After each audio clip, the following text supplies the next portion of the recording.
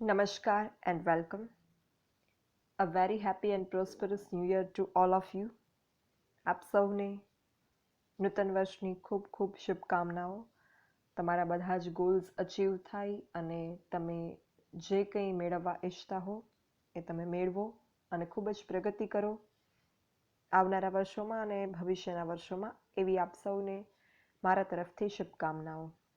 હું છું ધ્રુવિકા કાનાબાર ફ્રોમ શ્રી એ.કે. દોશી મહિલા કોલેજ, જામનગર, અને આપણે ડિસ્કસ કરવાની છીએ ફિનાન્શિયલ મેનેજમેન્ટ સબ્જેક્ટ. નાણાકીય સંચાલનમાં આપણે સોર્સિસ ઓફ ટર્મ લોન, લાંબા ગાળાની લોનના સ્ત્રોત વિશે ચર્ચા કરી રહ્યા હતા, કે જેના મુખ્યત્વે બે સ્ત્રોત છે. એક તો વિશિષ્ટ નાણાં સંસ્થાઓ અથવા તો વિકાસ બેંક, અને બીજું વ્યાપારી બેંકો.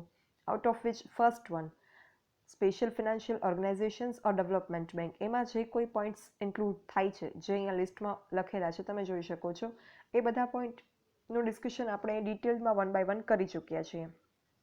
And now we are going to discuss the second part of sources of term loan.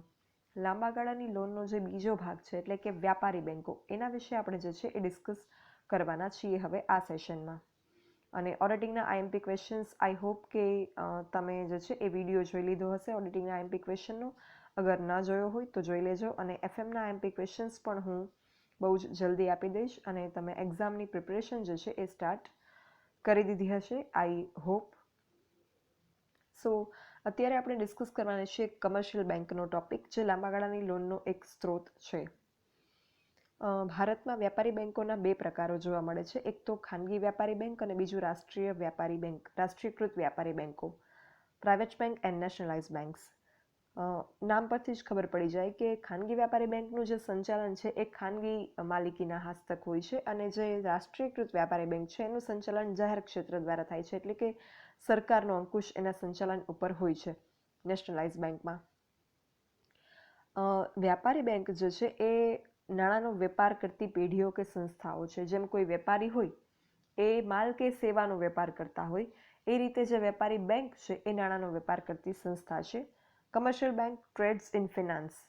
હવે એ કઈ રીતે, એ જે છે એ અહીંયા એક ડાયાગ્રામ દ્વારા મેં આખું how bank operates, how banking system works, એના વિશેનું બેઝિક અન્ડરસ્ટેન્ડિંગ તમને આપવા માટે અહીંયા એક મેં ડાયાગ્રામ બનાવેલો છે, જે તમે જોઈ શકો છો. ને હું હવે એક્સપ્લેન કરતી જઈશ, એટલે તમને આખો ડાયાગ્રામ જે છે એ સમજાતો જશે.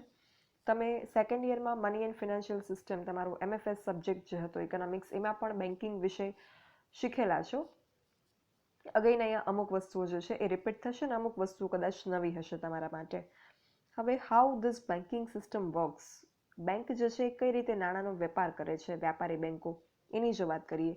વ્યાપારી બેંકોમાં એટલે એવી બેંકો કે જ્યાં હું ને તમે અકાઉન્ટ ઓપન કરાવી શકીએ, જ્યાં કસ્ટમર્સ અકાઉન્ટ ઓપન કરાવી અને બેન્કિંગ ફેસિલિટીઝ અવેલ કરી શકે, એવી બેંકો.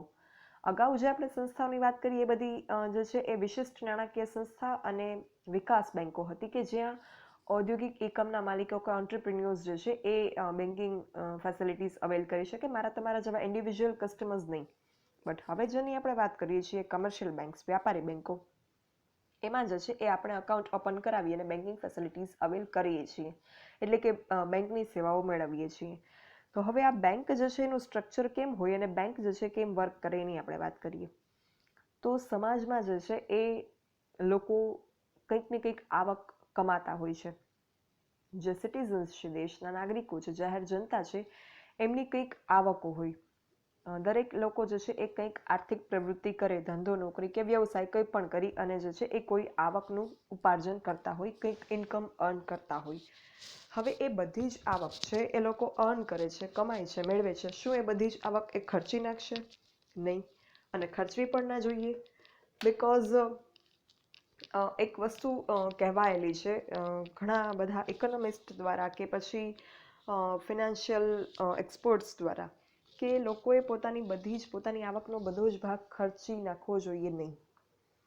તમારા ખર્ચ જે છે તમારે એ રીતે તમારા એક્સપેન્ડિચર પ્લાન કરવા જોઈએ કે તમારી આવકમાંથી અમુક ભાગ બચે. એ રીતે તમારે ખર્ચાઓને, તમારા આયોજન તમારું ખર્ચાઓનું કરવું જોઈએ. અને અગર તમારે એવું થતું હોય કે તમારી જેટલી આવક હોય એટલા જ સામા ખર્ચ તમારે કરવા પડતા હોય, તો in that case you can do two things. Other you should increase your income by anyhow, by trying earning more, or you should cut off your expenditures, you should curtail your expenses. જો તમારા ખર્ચ અને આવક બંને સમાન હોય એવા સંજોગમાં તમારે યા તો આવકમાં વધારો થાય એવા પ્રયત્ન કંઈક કરવા જોઈએ, અથવા તો તમારા ખર્ચમાં ઘટાડો થાય, કરકસર થાય એવા પ્રયત્ન કરવા જોઈએ. બેમાંથી એક કરી અને એની હાવ તમારા આવક ખર્ચનું જે બેલેન્સ છે એ એવી રીતે કરવું જોઈએ કે તમારી આવકોમાંથી અમુક હિસ્સો, અમુક પોર્શન, અમુક પાર્ટ જે છે એ બચે, એટલે કે બચતો થાય, સેવિંગ્સ થાય. એ શા માટે? બિકોઝ સેવિંગ્સ જે છે એક તો તમને ભવિષ્ય માટે ઉપયોગી છે. ભવિષ્યમાં કોઈ અણધાર્યો ખર્ચ આવી જાય કે જેને આપણે પ્લાન ન કરેલો હોય આપણા બજેટમાં, એ ખર્ચ કોઈ મેડિકલ ખર્ચ હોઈ શકે કે અથવા તો કોઈ પણ પ્રકારનો એવો ખર્ચ હોઈ શકે. પછી બીજું કે જો ઇન એની કેસ આવક જે છે એ સ્ટોપ થઈ ગઈ for a short period of time, even થોડા સમય માટે પણ જો આવકનો ફ્લો જે છે, ઇનફ્લો, એ અટકી ગયો, તો ઇન ધેટ કેસ આપણા ખર્ચાઓ તો અટકવાના નથી. એટલે એના માટે પણ તમારે બચત કરવી જોઈએ. આપણે હમણાં જ કોરોનાના સમયમાં જોયું કે કઈ રીતે જે છે એ લોકોના ધંધા વ્યવસાયો થંભી ગયા હતા. તો ઇન ધેટ કેસ લોકો પાસે સેવિંગ્સ હશે તો એમનો જીવન નિર્વાહ એ લોકો સારી રીતે ચલાવી શકશે. અધરવાઇઝ બહુ જ કઠિન બની જશે. જીવનનો નિર્વાહનો જે ખર્ચ હશે, કોસ્ટ ઓફ લિવિંગ હશે, એ બેર કરવું બહુ જ અઘરું બની જશે. એટલે savings is must for any person or individual. આપણે ઇન્ડિયામાં છતાં પણ આવકો જે છે લોકોની એટલી નથી હોતી, બટ છતાં પણ સેવિંગ્સનો કન્સેપ્ટ સારા એવા પ્રમાણમાં વિકસેલ છે. ફોરેન કન્ટ્રીઝમાં સેવિંગનો કન્સેપ્ટ જે છે એ હજુ એટલો ડેવલપ થયેલો નથી. લોકો સેવિંગ્સ એટલું કરતા નથી હોતા. લોકો ત્યાં પાર્ટી પીપલ હોય છે કે જે પોતાની આવક જે છે ને વીકેન્ડ્સમાં ખર્ચી નાખે. બટ ઇન ઇન્ડિયા લોકો જે છે એ આપણે પેઢી દર પેઢી આપણે શીખતા આવ્યા છીએ કે બચત કરવી જોઈએ, બધી જ આવક ખર્ચી ના નાખવી જોઈએ. કપરા કાળ માટે, ભવિષ્ય માટે બચતો કરવી જોઈએ અને આવકને બચાવીને રાખવી જોઈએ. તો હવે આ સેવિંગ્સ જે મારા તમારા જેવા લોકોએ કરેલી હશે, કરવી જોઈએ અને કરેલી હશે, હવે એ સેવિંગ્સના જે રૂપિયા હશે એ એમની પાસે એમને પડ્યા રહેશે. અત્યારે એમને કંઈ જરૂર નથી. આ તો એને ફ્યુચર સેફ કરવા માટે એ સેવિંગ્સ આપણે કરતા હોઈએ. તો અત્યારે એ નાણાં જે છે એ બિલકુલ જરૂર વગરના છે, નિષ્ક્રિય નાણાં છે, એ ઇનેક્ટિવ ફંડ્સ છે. તો હવે એનું જે છે એ શું કરવાનું? ઘરમાં રાખી મૂકવાના? તો ઘરમાં રાખશો તો બે પ્રશ્ન થશે. એક તો સલામતીનો પ્રશ્ન થશે. They will not be safe. ચોરી થઈ શકે કે એની સલામતી જોખમાઈ શકે નાણાં જે છે. એટલે ઘરમાં રાખવું એ દ્રષ્ટિએ પણ યોગ્ય નથી. અને બીજું, ઘરમાં આપણે નાણાં રાખશું તો એટલાના એટલા જ રહેશે, એમાં કંઈ વૃદ્ધિ નહીં થાય, વધારો નહીં થાય. ઇન્સ્ટેડ ઓફ ઇટ આપણે ક્યાંક એને ઇન્વેસ્ટ કરીએ, ક્યાંક રોકીએ. આપણે બેંકમાં રોકીએ, ફિક્સ ડિપોઝિટમાં તો વ્યાજ મળે. ગોલ્ડમાં રોકો, તમે સોનામાં ઇન્વેસ્ટ કરો, સોનું ખરીદો, સોનાના દાગીના ખરીદો કે સોનાનું બિસ્કિટ ખરીદો, તો સોનાના ભાવ વધે. અત્યારે જેટલામાં તમે લીધું હોય એનાથી ભાવ વધે, એટલે જે ડિફરન્સ ઓફ પ્રાઇસ હોય એ તમને નફા તરીકે મળે. રિયલ એસ્ટેટમાં ઇન્વેસ્ટ કરો, એટલે કે મિલકતો ખરીદો, જમીન મકાન, તો એમાં પણ ભવિષ્યમાં ભાવ વધે એટલે ડિફરન્સ પ્રાઇસ હશે એ તમને પ્રોફિટ થશે, નફો થશે, એટલે વૃદ્ધિ થશે નાણાંમાં. જે ઘરમાં નાણાં રાખી મૂકશો તો નહીં થાય. અને બીજું, સલામતીનો પણ પ્રશ્ન રહેશે આપણી પાસે. આપણે નાણાં રાખશું તો, અને ક્યાંય ઇન્વેસ્ટ કરેલા હશે તો સલામતીનો પ્રશ્ન પણ એ રીતે જે છે એ ઓછો ઊભો થશે. એટલે ઇન ધેટ કેસ જે સેવર્સ છે, મારા તમારા જેવા લોકો છે કે જેમણે પોતાની આવકનો અમુક હિસ્સો બચાવેલો છે, એ હિસ્સાને સલામતીની દ્રષ્ટિએ અને નાણાંમાં વૃદ્ધિ થવાની એ બંને વ્યૂ પોઈન્ટથી, એ બંને દ્રષ્ટિએ એ લોકો જે છે from the view point of safety and for the growth of their funds, by both of that view points, એ લોકો શું કરશે? એ બેંકમાં એને રોકશે, ફિક્સ ડિપોઝિટ કઢાવશે, એટલે કે થાપણો, બાંધી મુદતની થાપણ એટલે ફિક્સ ડિપોઝિટ. એ રીતે બેંકમાં નાણાં રોકશે. હવે બેંક શું કરશે? બેંક જે છે એ નાણાં પોતાની પાસે રાખશે નહીં. બિકોઝ બેંકને જે છે એ આપણે ફિક્સ ડિપોઝિટ કઢાવીએ એટલે બેંક આપણને એના ઉપર વ્યાજ આપશે, જે આપણી આવક હશે. તો એ બેંક વ્યાજ કઈ રીતે આપશે? એના માટે બેંકે જે છે કંઈક આવક કમાવી પડશે તો આપણને વ્યાજ આપી શકશે. તો બેંક શું કરશે? તો બેંક જે છે એ આપણું સેવિંગ્સ જે આપણે in the form of fix deposits રોકેલું છે બેંકમાં, બિકોઝ આપણી પાસે રાખશું તો એ સલામત પણ નથી ને એમાં વૃદ્ધિ પણ નહીં થાય, જે બેંકમાં રાખવાથી થશે. એટલે બેંકમાં જે આપણે નાણાં રોકાયેલા છે, બેંક એનું શું કરશે? તો બેંક જે છે એ સમાજમાં જે છે એ આપણા મારા તમારા જેવા બચતકારો હશે, સેવર્સ હશે, એ સિવાય બીજો એક વર્ગ હશે. એ વર્ગ કયો? તો બીજો વર્ગ એટલે એવા લોકો કે જે ધંધો બિઝનેસ કરે છે, ઉદ્યોગ ચલાવે છે, ઉદ્યોગ સાહસિકો, જેને ઓન્ટરપ્રિન્યોર્સ તમે કહો છો, એફઈ સબ્જેક્ટ તમે એફવાયમાં ભણ્યા. એટલે સમાજમાં એક આવો બીજો પક્ષકાર હશે કે જે ઉદ્યોગો ચલાવે છે, ધંધો જે છે ચલાવે છે, બિઝનેસ કરે છે, ઇન્ડસ્ટ્રીયલિસ્ટ છે, ઓન્ટરપ્રિન્યોર છે. તો આપણે એ વસ્તુ શીખ્યા છીએ કે કોઈ પણ બિઝનેસ ચલાવવા માટે કે કંપની ચલાવવા માટે કોઈ કંપનીના કે બિઝનેસના ઓનર્સ કે ડિરેક્ટર્સ હશે, એમની પાસે જે ફંડ હશે, જે નાણાં હશે, એ પૂરતા નહીં થાય. That will not be enough. In that case એમને નાણાં બીજેથી લેવાની જરૂર પડશે. બીજેથી લેવા માટે ઘણા બધા ઓપ્શન્સ છે, આઉટ ઓફ વિચ કમર્શિયલ બેંકમાંથી લોન સ્વરૂપે પણ નાણાં મેળવી શકે. એટલે આ થયો સમાજનો બીજો વર્ગ, સેવર્સ સિવાયનો, બચતકારો સિવાયનો. તો હવે બેંક શું કરશે? જે નાણાં તમે બેંકમાં રોકેલા છે, બેંકે તમને એના ઉપર વ્યાજ આપવું પડશે અને એ વ્યાજ બેંકે ક્યાંકથી અર્ન કરવું પડશે, કમાવવું પડશે, ત્યારે જ તમને વ્યાજ ચૂકવી શકશે. તો બેંક આ વ્યાજ કઈ રીતે કમાશે? તો બેંક શું કરશે? એ નાણાંનું જે તમે થાપણ તરીકે મૂકેલા છે, બેંક જે છે એ નાણાંનું ધિરાણ કરશે, એટલે કે લોન સ્વરૂપે એ નાણાં આપશે. કોને? તો જેમને એની જરૂરિયાત છે એને, એટલે કે ઇન્ડસ્ટ્રીઝને, ઇન્ડસ્ટ્રીયલિસ્ટને, બિઝનેસમેનને કે ઓન્ટરપ્રિન્યોર્સને, ધંધાદારીઓને, ઉદ્યોગોને એ નાણાં ધિરાણ સ્વરૂપે આપશે. હવે આવું કરવા પાછળનું કારણ એ છે કે કોઈ પણ દેશના વિકાસ માટે એના ઇન્ડસ્ટ્રી ડેવલપ કરવી જરૂરી હોય છે. ઇન્ડસ્ટ્રીઝનો ડેવલપમેન્ટ થશે દેશમાં તો રોજગારી વધશે, લોકોની આવક વધશે, લોકોની આવક વધશે એટલે ખર્ચા પણ વધશે, ખર્ચ વધશે એટલે અન્ય લોકોની આવક વધશે, અને આ રીતે જે છે એ દેશની રાષ્ટ્રીય આવક વધશે, જીડીપી વધશે અને પર કેપિટા ઇન્કમ એટલે કે માથાદીઠ આવક પણ વધશે, કે જેનાથી પછી દેશનો વિકાસ થશે. એટલે કોઈ પણ કન્ટ્રીના ડેવલપમેન્ટ માટે કન્ટ્રીમાં ઇન્ડસ્ટ્રીઝ ડેવલપ થવી બહુ જ જરૂરી હોય છે, અને એને સપોર્ટ કરવા માટે બેંક આવી ફેસિલિટીઝ, ધિરાણની ફેસિલિટીઝ, લોનની ફેસિલિટીઝ જે છે એ ઇન્ડસ્ટ્રીયલિસ્ટને, ઓન્ટરપ્રિન્યોર્સને કે બિઝનેસમેનને આપતી હોય છે. એટલે બેંક જે છે એ આપણા બચતના નાણાં જે આપણે એમાં ઇન્વેસ્ટ કરેલા છે એ આ લોકોને ધિરાણ સ્વરૂપે આપશે. હવે આ ધિરાણ બેંક ફ્રીમાં આપશે? નો, નોટ એટ ઓલ. બેંકને જે છે એ આ ધિરાણના બદલામાં મળશે શું?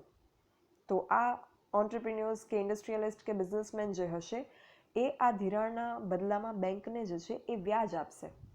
નાણાં જે વાપરવા માટે બેંક આપે છે લોન સ્વરૂપમાં, એના બદલામાં આ ઇન્ડસ્ટ્રીયલિસ્ટ એને વ્યાજ આપશે બેંકને. બિકોઝ એ નાણાંનો ઉપયોગ કરી અને આ બિઝનેસ જે છે એ ચલાવવામાં આવશે ઇન અ પ્રોફિટેબલ વે, નફાકારક રીતે, અને એમાંથી જે છે એ લોકો નફો કમાશે. અને એ નફો એટલો વધારે હશે કે ઊંચા વ્યાજના દરે એ લોકો બેંકને જે છે વ્યાજ ઊંચા દરે આપશે.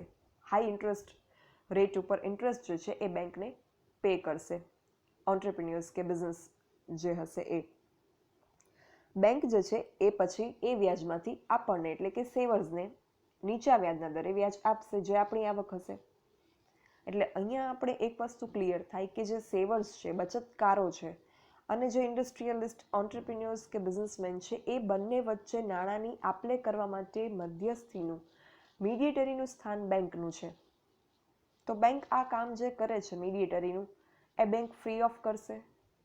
નહીં કરે. બિકોઝ બેંકને આ કામ કરવામાં રિસ્ક છે. રિસ્ક શું? બેંક જે છે એ ધિરાણ કરશે ઇન્ડસ્ટ્રીઝને, ઓન્ટરપ્રિન્યોર્સને. એ ધિરાણ જે છે એમાં એક રિસ્ક હશે કે એ ધિરાણ પાછું ન આવ્યું તો, રીપે ન થયું તો, it is not guaranteed that the fund they have given as a loan will be repaid. Surely, it is not guaranteed. Yes, after proper checking, after confirming financial viabilities of industries, bank has sanctioned loan. છતાં પણ બેંકની loan રીપે નથી થતી એવા કિસ્સાઓ બને છે. આપણે જોઈએ છીએ, ન્યૂઝપેપરમાં પણ તમે વાંચતા હશો કે અત્યારનો બેન્કિંગ સેક્ટરમાં સૌથી કોઈ ક્રાઇસિસવાળો કોઈ સમસ્યા હોય તો એ છે એનપીએ, નોન પરફોર્મિંગ એસેટ. એ નોન પરફોર્મિંગ એસેટ એટલે શું? તો જે લોન બેંકે આપેલી છે એના નાણાં બેંકને રીપે થયેલા નથી, એટલે અમુક સમયના પછી જે છે એ બેંક એને માંડી વાળે, એટલે બેનસ કયામતી મિલકતો, એટલે નોન પરફોર્મિંગ એસેટ. તો એ બેંક માટે એક પ્રકારનું બર્ડન છે ફિનાન્શિયલ, એક પ્રકારનું રિસ્ક છે બેંક માટે, લોસ છે. તો બેંકને આવું જોખમ પણ રહેલું છે. આજે મીડિયેટરીનું રોલ બેંક નિભાવે છે, ભૂમિકા નિભાવે છે મધ્યસ્થીની, સેવર્સ એટલે કે બચતકારો અને ઉદ્યોગકારોની વચ્ચે, એમાં જોખમ પણ છે. તો પણ બેંક આવી ભૂમિકા નિભાવે છે. શા માટે? અને બેંકને શું આ ફ્રીમાં આ રોલ બજાવે છે? તો નો. બેંક જે છે એ વ્યાજ મેળવશે જે ઇન્ડસ્ટ્રીઝ પાસેથી એ ઊંચા વ્યાજના દરે મેળવશે, અને આપણને બેંક જે સેવર્સને બચતકારો કે જેમણે પોતાના નાણાં એઝ અ ડિપોઝિટ થાપણ તરીકે મૂકેલા છે બેંકમાં, એમને જે વ્યાજ બેંક આપશે એ હશે નીચા વ્યાજના દરે. એટલે જે આ ડિફરન્સ ઓફ ઇન્ટરેસ્ટ રેટ થયો, જે વ્યાજના દરનો તફાવત છે, જે વ્યાજનો દર એ મેળવે છે ઉદ્યોગકારો પાસેથી અને જે વ્યાજના દરે નીચા વ્યાજના દરે જે આપે છે વ્યાજ બચતકારોને, the difference is the income or profit of the bank. આ જે તફાવત છે એ છે બેંકની આવક કે બેંકનો નફો કે બેંકને પોતાના જે કોઈ વહીવટીય ખર્ચાઓ કરવા માટે કે ઓપરેશનલ એક્સપેન્ડિચર માટે કે મેનેજમેન્ટ માટે જે કંઈ એક્સપેન્ડિચર થાય એ ભોગવવા માટેનો એક આવકનો સ્ત્રોત. બેંકને પણ ખર્ચા થાય, એડમિનિસ્ટ્રેટિવ એક્સપેન્ડિચર થાય, બેંકનું ફર્નિચર હોય, બેંકની બિલ્ડિંગ હોય, બેંકમાં એમ્પ્લોઈઝ વર્ક કરતા હોય, તો આ બધું જ બેંક ઓપરેશન્સ જે થતા હોય એ મેનેજ કરવામાં બેંકને પણ ખર્ચા થતા હોય. તો એ ખર્ચ ક્યાંથી બેંક મેળવશે? કંઈક આવક હશે તો જ. એટલે આ જે વ્યાજના તફાવત જે છે, વ્યાજનો ડિફરન્સ ઓફ ઇન્ટરેસ્ટ છે, દેટ વિલ બી પ્રોફિટ ઓર સે ઇન્કમ ઓફ ધ બેંક. આ રીતે જે છે એ બેન્કિંગ સિસ્ટમ આખી વર્ક કરે છે. આ બહુ જ એક બેઝિક કોન્સેપ્ટ હતો કે how bank works, how bank operates. તમે MFSમાં ઇકોનોમિક્સમાં બેન્કિંગ વિશે જે છે ઘણું બધું ભણી ચૂક્યા છો, અમુક થિયરીઝ પણ આવેલી છે, બટ આ એક આપણા વ્યાપારી બેંકનો જે આપણે ટોપિક ડિસ્કસ કરીએ છીએ એમાં તમારા ઇન્ટ્રોડક્શનમાં આ બધું જે છે એ આવે છે. સો મેં તમને પ્રોપર ડાયાગ્રામથી ફ્રોમ ધ સ્ક્રેચ બેઝિકથી જે છે આ કોન્સેપ્ટ તમને બેન્કિંગ ઓપરેશન્સનો સમજાવ્યો. બિકોઝ આઈ હેવ ઓબ્ઝર્વડ કે ઘણી બધી વખત જે છે સ્ટુડન્ટને બેઝિક કોન્સેપ્ટ ક્લિયર નથી હોતા અને એટલા માટે પછી જે છે એ આગળનું સમજાય નહીં એવું બનતું હોય છે. So it is very necessary કે બેઝિક કોન્સેપ્ટ આપણો ક્લિયર હોય તો આગળની વસ્તુ જે છે આપણને ઇઝીલી સમજાઈ જાય. સો આ જે છે એ બેન્કિંગ ઓપરેશન્સ કઈ રીતે થાય, બેંક કામ કઈ રીતે કરે અને બેંકનું શું સ્થાન છે આપણા અર્થતંત્રમાં, એના વિશેનું આપણે ડિસ્કશન કર્યું. તો આના ઉપરથી એમ કહી શકાય કે જે સંસ્થા, પેઢી કે કંપની અમુક લોકો પાસેથી એમના નાણાં નીચા વ્યાજના દરે એટલે કે થાપણના સ્વરૂપમાં સ્વીકારે, એટલે કે બચતકારો પાસેથી, અને બીજા લોકોને નાણાંમાંથી ઊંચા વ્યાજના દરે નાણાં ઉછીના આપે એટલે કે ઉદ્યોગકારોને, એને બેંક કહી શકાય. વ્યાપારી જેમ વસ્તુ કે સેવાનો વેપાર કરે એમ વ્યાપારી બેંક જે છે એ નાણાંનો વેપાર કરે. Commercial banks trades in finance in form of finance. Banking ક્ષેત્રના વિકાસની સાથે સાથે વ્યાપારી બેંકનું કાર્યક્ષેત્ર જે છે એ પણ બહુ જ વ્યાપક અને વિસ્તૃત બન્યું છે. એટલે અત્યારે બેંક જે છે એ માત્ર આપણે જે આ બેઝિક બેન્કિંગ ઓપરેશન્સની વાત કરી, હાઉ બેંક ઓપરેટ્સ, એ ખાલી ધિરાણ આપતી સંસ્થા કે પછી થાપણો સ્વીકારતી સંસ્થા બેંક હવે નથી રહી. Apart from receiving deposits and financing loans, bank જે છે એ પોતાના ગ્રાહકોને ઘણી બધી યુઝફુલ ફેસિલિટીઝ, ઉપયોગી સેવાઓ આપતી સંસ્થા બની છે. એ કઈ ફેસિલિટી એ આપણે આ જ ટોપિકમાં આગળ ઉપર ડિસ્કસ કરવાનું છે. ભારત જે છે એના વિકાસશીલ અર્થતંત્રમાં બેંકનું સ્થાન હવે જે છે એ બહુ જ સેન્ટ્રલ લેવલનું છે, અગત્યનું છે, અને આધુનિક યુગમાં બેન્કિંગ ક્ષેત્ર સમાજના આર્થિક જીવનનું ખૂબ જ મહત્વનું અંગ બની ગયું છે. અને આર્થિક જીવન બેંક પર એટલું બધું ડિપેન્ડ થઈ ગયું છે કે હવે બેંક વગરના અર્થતંત્રની કલ્પના થઈ ના શકે.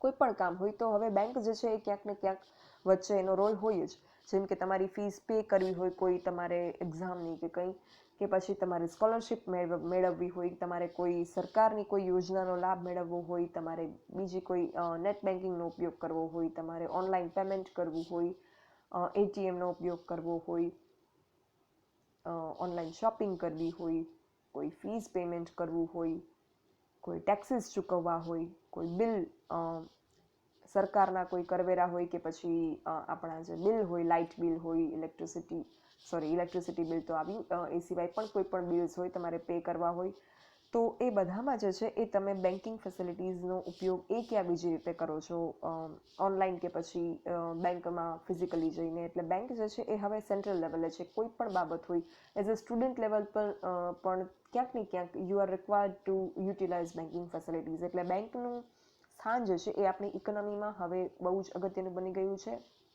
અને most of the financial transactions are dependent on banking facilities.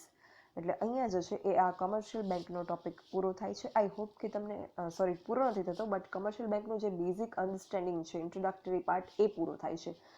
Yet we have to discuss functions of bank, services provided by banks, બેંકના કાર્ય અને સેવાઓ જે આપવામાં આવે છે બેંક દ્વારા, એના વિશેનું ડિસ્કશન આપણે હજુ પણ કરવાનું બાકી છે. અહીંયા વ્યાપારી બેંકોનો પરિચયનો જે કંઈ ચર્ચા હતી એ પૂરી થાય છે. સો that's all for this session. Again, a very happy new year. And ઓડિટિંગના IMP ક્વેશ્ચન્સનો વિડીયો તમે જોઈ લેજો અગર ના જોયો હોય તો. Thank you, and for any queries or doubts you can write me on this mail dbk.dhruvika@gmail.com. Thank you.